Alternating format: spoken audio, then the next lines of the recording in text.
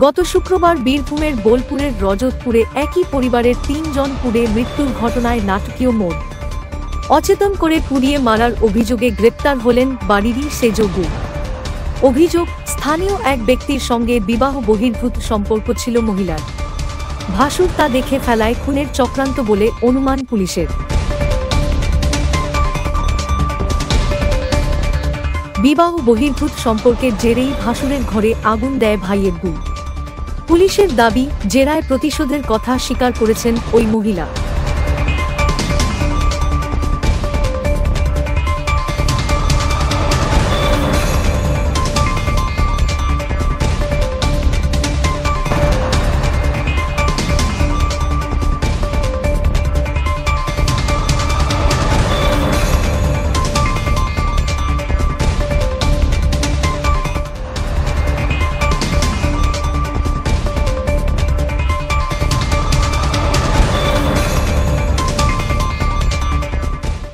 প্রতি মুহূর্তের খবরের আপডেট পেতে আমাদের চ্যানেলটি সাবস্ক্রাইব করুন ও বেল আইকনে প্রেস করুন।